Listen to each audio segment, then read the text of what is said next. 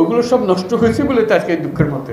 কাজে আপনি এটা যদি পরিষ্কার না করেন আর যাবেন কোথায়? আবার বর্বরতা।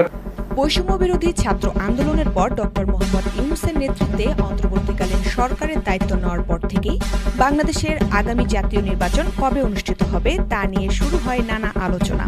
কেউ বলছেন যত দ্রুত সম্ভব নির্বাচন দেওয়ার, আবার অনেকেই বলছেন প্রয়োজনীয় সংস্কার না হওয়া পর্যন্ত অন্তর্বর্তী সরকারকে সময় দেওয়ার কথা। দেশের সংকটকালে ছাত্রদের আহ্বানে উপদেষ্টারা এই দায়িত্ব নিয়েছেন উল্লেখ করে ডক্টর মোহাম্মদ ইউনূস।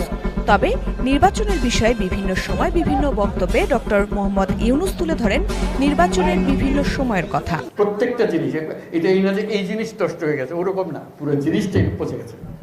এই পচা জায়গাতে আবার নতুন তরতাজা জাতি আবার তৈরি করতে আমরা পারি। শুধু আমাদের সবাই একত্র হতে পারি, এটা করতে হবে, কঠিন হাত করতে হবে। কঠিন যদি না হন এটা পারবে না, থেকে যাবে, মানে বীজ থেকে যাবে, বীজ থাকলে বিপদ।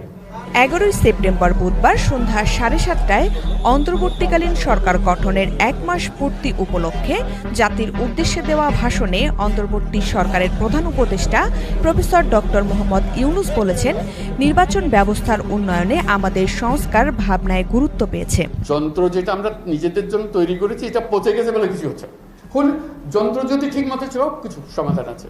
যাতে এখন আমরা যন্ত্রটা ঠিক করি, আগে হলে কাজ করতে থাকবে, ঘন্টা বাজবে যখন ঘড়ি চলে না। অচল ঘড়ি নিয়ে আপনি কি করবেন? এটা নিয়ে যত কান্নাকাটি করেন কিছু করতে পারবেন না। তো যন্ত্রটা ঠিক করার জন্য এটাই হলো মুহূর্ত। এছাড়া 31 আগস্ট শনিবার বিকেলে রাষ্ট্রীয় অতিথি ভবন যমুনায় বিভিন্ন ইসলামী দলের প্রতিনিধিদের সঙ্গে আলাপের সময় তিনি বলেন, জাতীয় নির্বাচন আয়োজনে অযৌক্তিক সময় নষ্ট করবে না অন্তর্বর্তী সরকার। দেশে অবাধ, সুষ্ঠু ও অংশগ্রহণমূলক নির্বাচনের ব্যবস্থা করতে চায় অন্তর্বর্তী সরকার।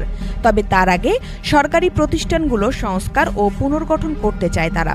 আবার 23 সেপ্টেম্বর রবিবার রাজধানীর একটি হোটেলে আয়োজিত অনুষ্ঠানে বিদেশি কূটনীতিকদের ব্রিফিংয়ে তিনি জানান, রাষ্ট্রীয় বিভিন্ন প্রতিষ্ঠানের প্রয়োজনীয় সংস্কার করেই অন্তর্বর্তী সরকার দেশে নির্বাচন আয়োজন করবে।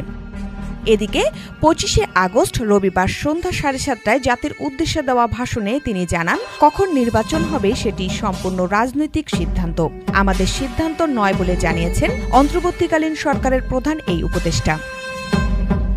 এছাড়াও দেশ সংস্কারের অংশ হিসেবে নির্বাচন কমিশনকেও সংস্কার করবে বলে জানান অন্তর্বর্তী সরকারের প্রধান ডক্টর মোহাম্মদ ইউনূস। নির্বাচন কমিশনকে যে কোনো সময় একটি আদর্শ নির্বাচনের জন্য প্রস্তুত করার লক্ষ্যের কথা জানান তিনি। কবে হবে নির্বাচন, এই সকল জল্পনা কল্পনা শেষ হোক, এখন দেশের সকল